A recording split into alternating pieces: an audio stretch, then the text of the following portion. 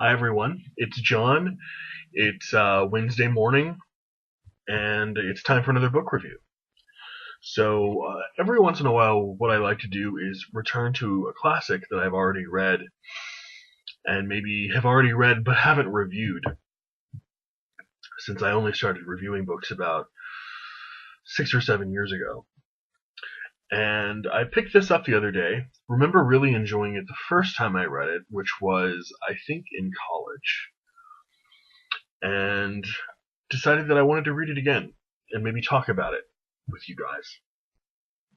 It is Boethius's The Consolation of Philosophy. Extremely important book, actually, even if it is rather short, or if you haven't heard of it, it's certainly made its influence known, as I will talk about in my review. Boethius was born Anicius Manlius Severinus Boethius in about the year 475 into a prestigious Roman family of consular class, right around the ascension of the last Roman emperor, who was named the Emperor of the West, who was named Romulus Augustulus. In the year 487, when he was 12 years old, his father died rather suddenly, and his future, his birthright, and everything associated with the education and prosperity of a young Roman man was suddenly thrown into jeopardy. But he was adopted by a member of another patrician, well-to-do Roman family, whose name was Symmachus. And Symmachus taught him philosophy, literature, and rhetoric from a very early age. He eventually married Symmachus's daughter, which would be his adoptive stepsister, and had 2 children by her, both of whom would also go on to hold consulships. Keep in mind, consulships in the ancient Roman Empire, a very, very high level of governmental service. If you become a consul, Cicero was a consul. Very famous generals and famous citizens become consuls. It's really one of the highest echelons of ancient Roman government service. Boethius was politically socialized in the time of Theodoric the Great, who was the king of the Ostrogoths in the late 5th century and early 6th century. And Theodoric was really a leader for whom Boethius served at the highest ranks. Like his father before him and his sons after him, Boethius also served as consul for Theodoric. In 522, he was appointed to the position of Magister Officiorum, which is a position roughly equivalent to the prime ministership in the late Roman Empire. And for reasons that still rest on speculation, maybe because of his willingness to speak out against the court corruption of Theodoric, or maybe because of charges of magic or treason, he was banished to Pavia in far northwestern Italy.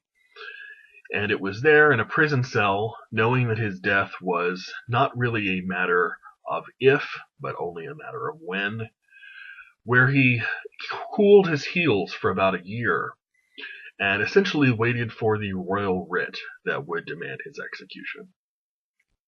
Symmachus, his adopted father, had already been accused of colluding with him and had already been executed. And it was during this time in prison, while he's waiting for his execution, that he writes one of the most famous books in late antiquity, or how you want to break it up, perhaps early medieval Christianity, which is The Consolation of Philosophy. So, while serving at these tremendously important high levels of government, he was all the time making really important contributions to the areas of education, philosophy, logic, and translation studies. Boethius's deep and probing knowledge of Greek philosophical texts put him in a unique position among his contemporaries to be able to complete one of his lifelong goals, which was to translate the complete corpuses of Plato and Aristotle into Latin.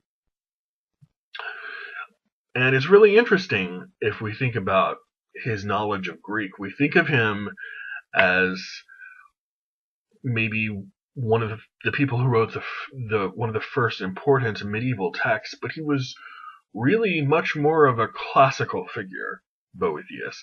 And Augustine, who came about 60 or 80 years before Boethius, was really much more of a medieval figure because he didn't have that Greek background. Augustine could not read Plato, could not read Aristotle in the original Greek. He had to rely on translations of whatever he could find. Whereas Boethius had Greek, and he knew it rather well. So he could not only read the original Greek, but also make translations into Latin, so people would not have to rely on poorly handled transcriptions and translations. Had Boethius never translated some of these texts, they would be completely lost to us today.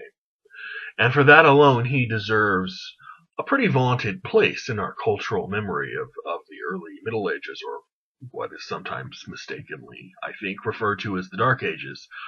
He redefined the ways that universities, which would still be 6 to 7 centuries after his death, would come to think about knowledge in a systematically categorized way.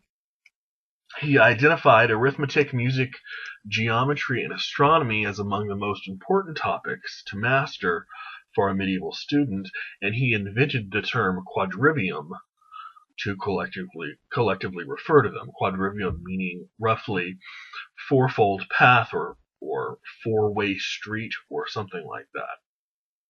These 4 topics would only be studied after a student had learned the fields of grammar, rhetoric, and logic, which were even more fundamental, and they were, of course, referred to as the trivium. Taken together, the trivium and the quadrivium constitute the 7 liberal arts that everyone knows from the medieval university. And liberal arts is still a term that we use to describe the study of many of these fields. While awaiting execution in his prison cell, you might expect the Christian Boethius to turn to faith as a first line of defense for comfort and consolation. It would have been so easy to say that God's ways are higher than those of human beings, and that while I don't understand those ways now, I might eventually come to understand them in the future. But to Boethius, this was a complete cop-out. His background in logic and rhetoric drove him to seek out a fully fleshed out, comprehensive explanation for his fall from imperial grace and his landing up in prison. The big questions really loomed over his head and gnawed at him. How do bad things happen to good people? Was this just fortune? What mechanisms are at work here? He wanted real substantive answers, even if they didn't provide the emotional consolation that he so desperately wanted. Had anyone told him that he just simply needed faith, he would have scoffed.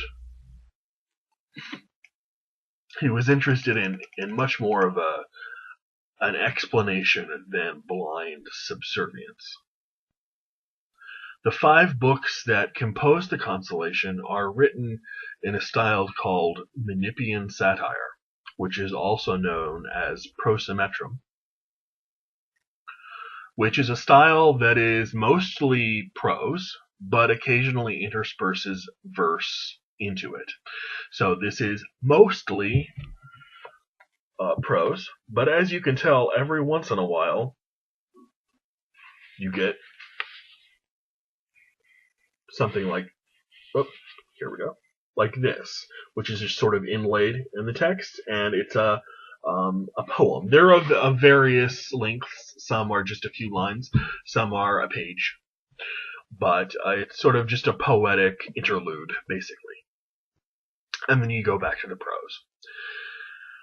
Menippean satire was used by classical writers as a way of poking fun at other writers who claimed to be authoritative or cocksure in their presentation.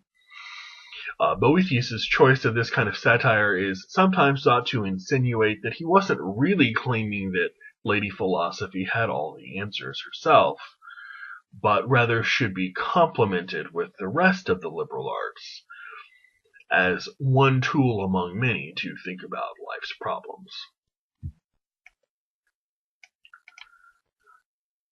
To explain his situation, Lady Philosophy visits Boethius in his cell. And the entire book is really an extended dialogue between Boethius and Lady Philosophy.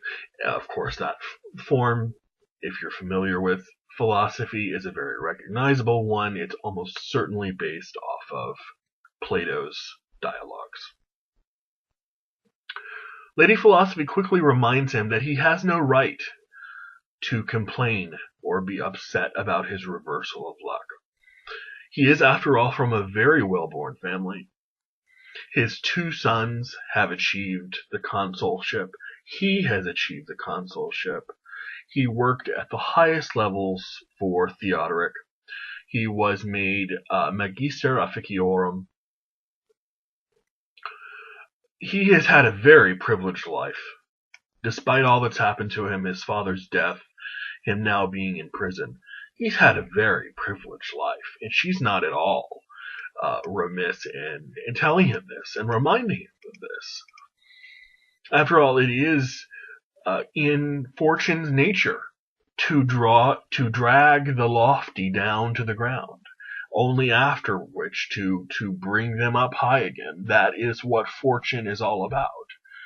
She makes decisions, but she's fickle, right? She'll treat you well, and then down into the dregs you go, and then after the dregs, up high you come again. Lady Philosophy tells him that he is experiencing this emotional distress because while all human beings aim at happiness, most people choose the means of money or social status or fame to achieve that happiness. And she says the only way that you can gain happiness is to cultivate goodness in such a way that you reach unity with God. Boethius claims that this doesn't make any sense. If God is goodness himself, why do so many virtuous people end up poor and unhappy, while wicked ones end up wealthy and in positions of power? Lady Philosophy's answer displays the logical and rhetorical skills that Boethius had spent an entire lifetime honing, translating Plato and Aristotle and writing his own work on philosophy, as well as the influences of the hundreds of texts with which he had great amounts of knowledge and skill in the areas of Platonism and Neoplatonism. She says here that the good are always in the best positions, and the worst people, the most wicked people, are always in the lowest positions. This answer really frustrates Boethius because his own life as a wealthy patrician and consul who has dedicated himself to learning, dedicated himself to trying to make good decisions, be a philosopher, be a good decision maker morally and ethically, serve his government well, speak out against corruption when he sees it. He simply does not see how someone like him, who is really honestly, concertedly tried to make the best decisions, can be in prison and any day now executed. So this answer of the good are always in the best positions and the wicked are always in the lowest positions really makes him want to pull his hair out. This answer, it frustrates him, and his entire life would seem to belie this. She then sort of single-handedly subverts Boethius's entire moral way of looking at the world. Virtue, Lady Philosophy says, virtue is something that is always secure in the person who has it. No one can take away your ability to treat others fairly or honestly or call out corruption in a court. No one can rob you of your ability to make decisions in a just way. But people can rob you of your financial status. People can rob you of your consulship. People can steal your money. None of those things can bring virtue because they can all be taken away from you. So the only real thing that can bring you virtue is that which cannot be taken from you, and therefore is something that adheres in your character. The person who acts in a wicked manner, even if they seem to have the materialistic accoutrements of success, are actually being punished because they are not being moved toward the good, which would be inherent moral and virtuous practice. Toward the end of Book 4, Lady Philosophy makes the radically Augustinian claim that the truly wicked person can't even really exist because it is in human nature to pursue the good and the virtuous, and that without this in someone's nature, something very fundamental to human nature is itself missing. Taken together, all these raise the question of divine foreknowledge, which Boethius attempts to solve in Book 5. If God orders all things, how can human beings be held accountable for their actions? How can they have free will if all human actions are necessarily predetermined? Lady Philosophy responds by saying that human beings make choices temporally, that is, in time, while God exists outside of time in a state of an eternal now, an eternal present, meaning that he knows the choices that we will make, but still allows us to make them, and therefore still allows us to be decision makers with the ability to make moral decisions for ourselves. Therefore, positing for the very first time the idea that God exists out of time, and somewhat ingeniously, even if you don't believe the solution, solving the problem of how God can be both all-knowing and how people can still be accorded free will. By the way, this is still an approach that many theologians use today. The fact that God exists out of time, therefore having him still be omnipresent and still allowing for humans to be moral agents. The influence of the Consolation was understandably large, drawing translations from people the likes of Chaucer, who translated it into Middle English, Jean de Meun, who wrote the Romance of the Rose in, I think, 13th century France. King Arthur had it translated, and Queen Elizabeth I did her own translation of the Consolation. Boethius, both as a figure and his and ideas from the Consolation appear all over Dante's Divine Comedy. Next to the Bible, this book is probably one of the 3 or 4 texts that you want to master in order to appreciate many of the other books that are going to be written in the medieval and Renaissance canon of Europe. While a lot of the conclusions that philosophy makes might today seem to us to be a little demode, the fact is that this was able to be written in the condition of impending death by someone who lived so much of his life in a position of wealth and privilege, and that he was thrown so low, but still mustered the intellect and effort and courage to write such a probing book is really heartening and gives me a lot of hope for the human condition. Unlike a lot of philosophy, you can pretty much jump into this uninitiated. It doesn't take a lot of background in other philosophical texts or anything like that. It's something you can just jump into and out of at will. And the ideas sort of explain themselves, or Lady Philosophy explains them.